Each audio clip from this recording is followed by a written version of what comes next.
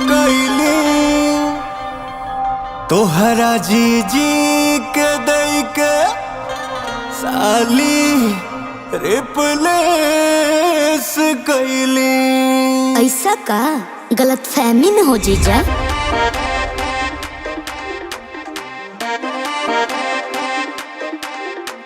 ए जीजी सुना जीजा फ्लर्ट करे और बम्बो फिगर के टच करे।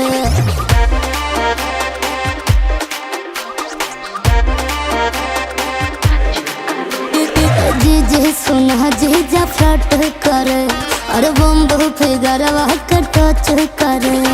विंटर के सीजन में आवा निकट, छोटा सा कपड़ा है भारी विपत। जीजा शर्म करी आई नतीजा का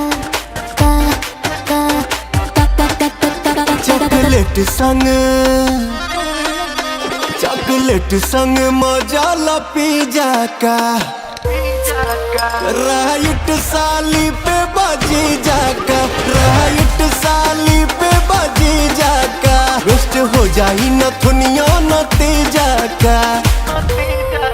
राइट साली पे बाजी जाका, राइट साली पे बाजी जाका।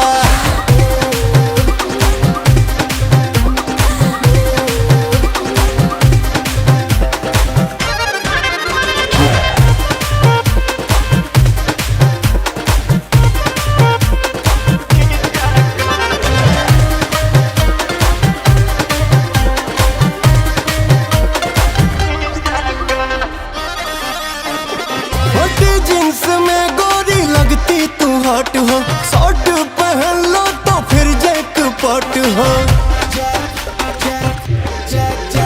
हॉट जींस में गोरी लगती तू हॉट हो, शॉर्ट पहन लो तो फिर जैकपॉट हो।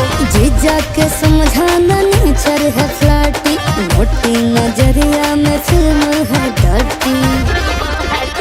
तोहार अंगड़ाई बड़ी हाई भाई, तुम शर्म कर सोची भतीजा का कॉम्बिनेशन पासपोर्ट और वीजा का। राइट